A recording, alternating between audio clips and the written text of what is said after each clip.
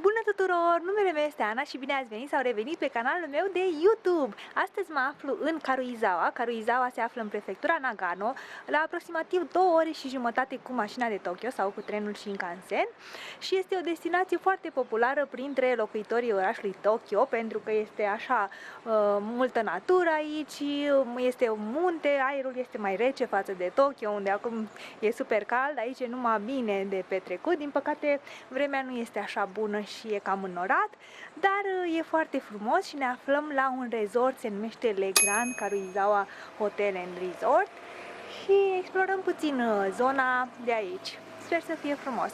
Eu n-am mai fost în Karuizawa până acum, deși este o atracție, o destinație atât de populară, nu am ajuns până acum. Nu este tocmai o destinație foarte japoneză, adică nu prea au așa multe temple sau altare Shinto, ci mai mult au multe biserici, are foarte multe influențe occidentale și chiar și acest resort unde ne aflăm are 2 biserici foarte populare pentru a face nunți. Vin japonezii aici să facă nuntă, chiar am văzut acum o ședință foto de nuntă și da, o să vă iau și pe voi cu mine în această excursie de weekend.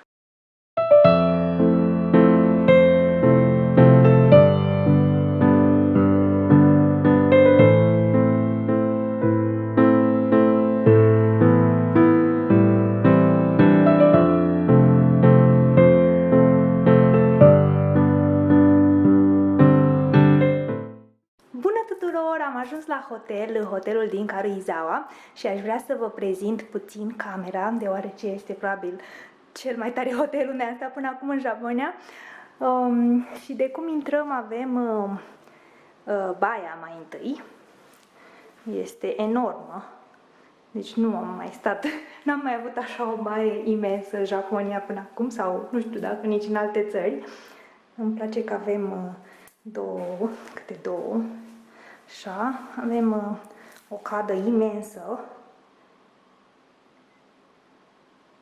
și cabina de duș cu sticlă, tot ceva destul de rar în Japonia, n-am mai văzut până acum. Aici toaleta. De data aceasta butonașele sunt aici. Mă scuzați, mereu trebuie să vă arăt butonașele. Și hai să vă arăt magie. Da, mă scuzați. Super. Eu sunt străinul încă uimit de toaletele japoneze. Așa. Și acum să intrăm în cameră propriu zis.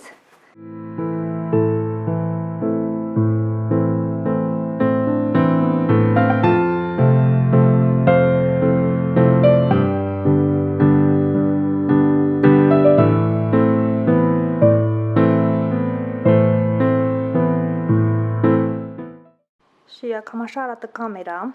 În Japonia este destul de popular să ai 2 paturi, dar nu știu, 2 paturi single. Acestea cred că sunt semi-double, semi-duble, pentru că cred că are aceleași dimensiuni cu cel pe care îl am eu acasă. Deci eu cred că în această cameră se pot caza 4 oameni. E perfectă pentru o familie. Așa, este totul așa în tonalitățile astea de maro, ocru, foarte fain. Chiar și telefonul și pixul lor și chiar și hârtia nu este, sau nu știu dacă e de la lumină, dar nu, uitați, nu este albă, are așa o tentă de maro. Hotelul se numește Le Grand Karuizawa. Și Karuizawa este un loc cu foarte multe influențe europene, de aceea și interiorul este de inspirație europeană. Îmi place foarte mult acest colț. Avem tot felul de sortimente de ceai, chiar aș vrea să le încerc pe toate. Nu știu dacă am timp. Deci acesta este o firmă renumită de ceai verde japoneză, Nijiri, din Kyoto. Îmi place foarte mult, mă bucur așa mult că le avem și acesta un ceai englezesc de mușețel și de mentă, foarte bun. Cafea pe care o putem face aici.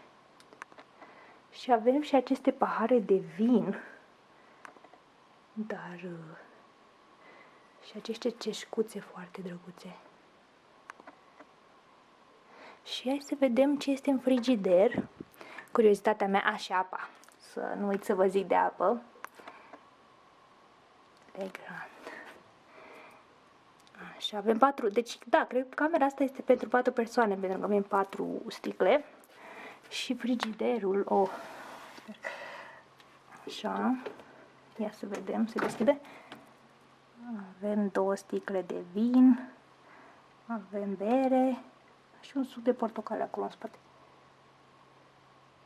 Ia să vedem, oare sunt curioasă cât costă. Cât costă vinul, că desigur acesta nu este gratis. Și avem aici o listă de prețuri.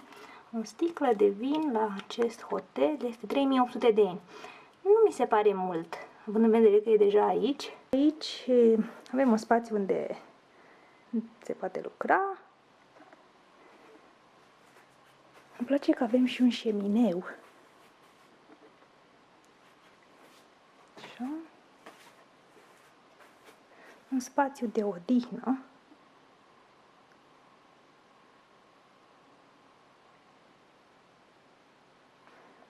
Așa.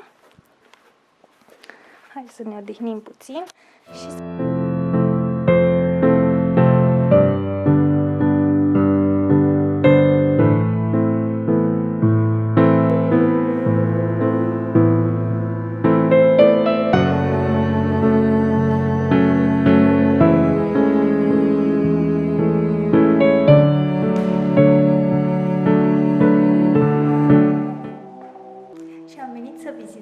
capela din cadrul resortului.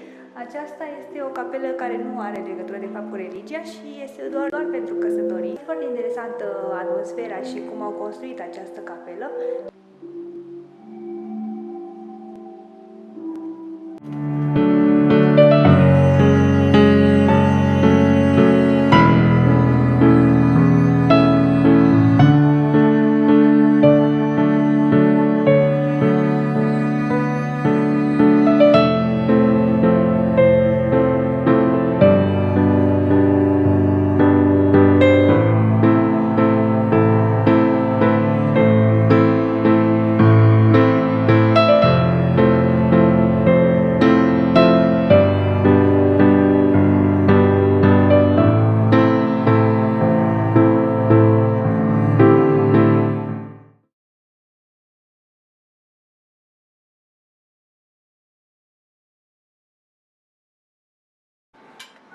Sarmale în Japonia! Am găsit sarmale la micul dejun, aici la Legrand, Karuizawa Hotel. Și în stilul bufet am mai luat acest un fel de pate cu prune, mi s-a părut interesant. Și multe feluri de brânză. Bună dimineața tuturor! Astăzi ne-am trezit, am luat micul dejun. De fapt, prima oară am fost la Onsen, la ora 6 am fost la Onsen și nu era mai nimeni. Am făcut și un filmuleț, probabil o să vi-l lansez și undeva. Acum am făcut deja check-out-ul, dar am venit să vedem puțin piscina, pentru că o să luăm și prânzul tot aici în cadrul resortului. Și mai avem puțin timp de pierdut, ca să zic așa, dar sunt atât de multe lucruri de văzut și de făcut aici, încât n-ai cum să te plictisești. O noapte nu este de ajuns, sincer, dar da, chiar aș fi vrut să stau mai mult, așa că o să vă mai arăt puțin ce o să vedem astăzi aici în cadrul resortului, dar și prin Karuizawa. Și aici este piscina hotelului, care va începe din iulie. Acum nu putem intra, dar e bine că astăzi e însorit și se vede foarte frumos cu clădirile din spate, care sunt camerele hotelului. Deci au cam tot ce își poate dori cineva aici. Au onsen, au piscină, au peisaje frumoase, restaurante, este super!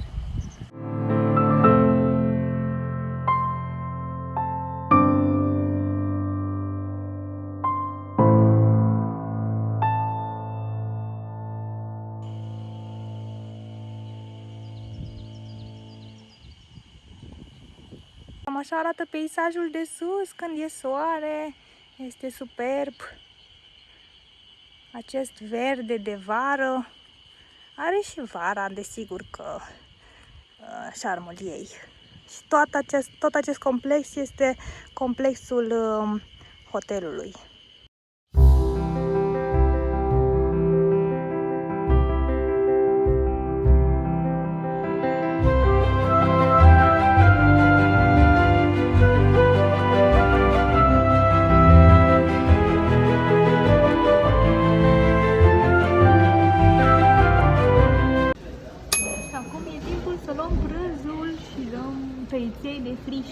mănâncă soba și cu tempura și ceva de genul chiftene mencicate.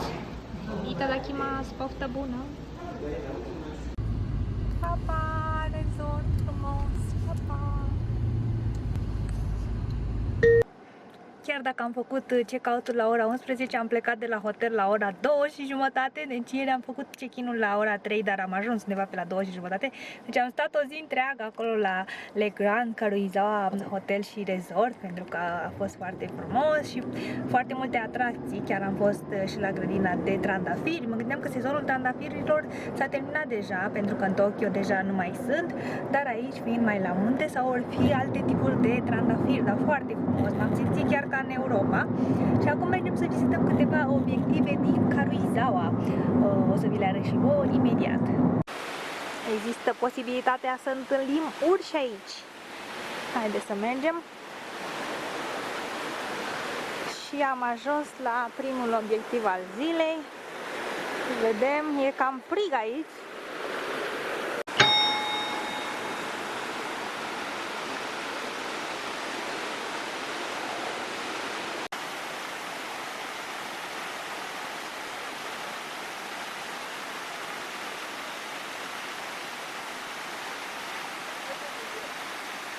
Și am ajuns la cascadă, nu știu dacă mă puteți auzi pentru că se aude foarte tare. Este micuță, dar este foarte frumoasă. Chiar îmi place mult. Și n-am mai simțit de mult așa conexiunea cu natura, n-am mai fost de mult într-un loc.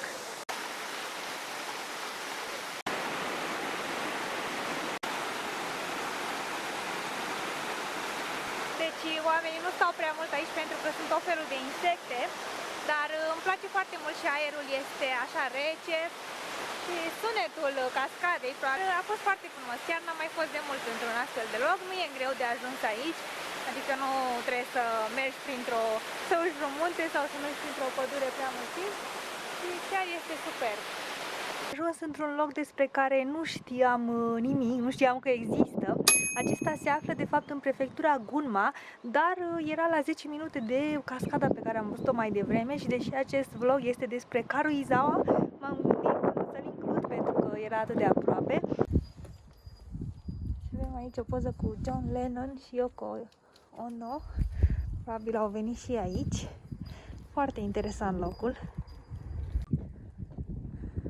Parcă ar fi un peisaj din Stăpânul Inelilor. Nu știam despre acest loc, dar chiar este impresionant.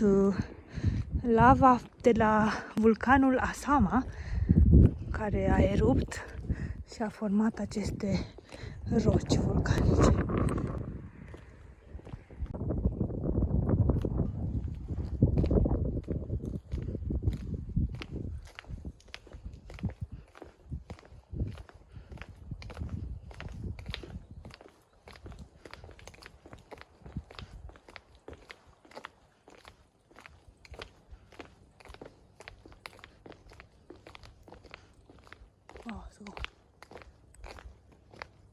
Tare pentru, aceasta este pentru câini, să bea apă.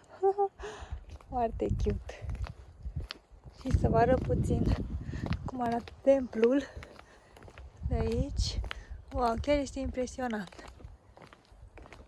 Și toate aceste lampioane de piatră sunt făcute tot din rocă vulcanică.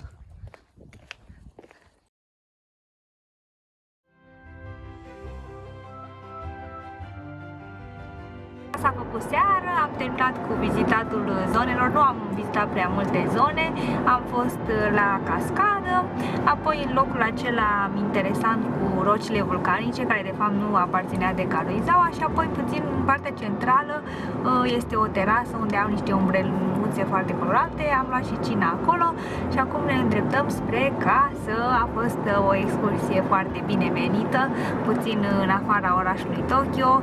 Tot stând în Tokyo, simt așa nevoia să mai am și ieșiri din astea în natură mai ales. Și da, și hotelul a fost o experiență extraordinară și le mulțumesc pentru că m-au invitat la ei.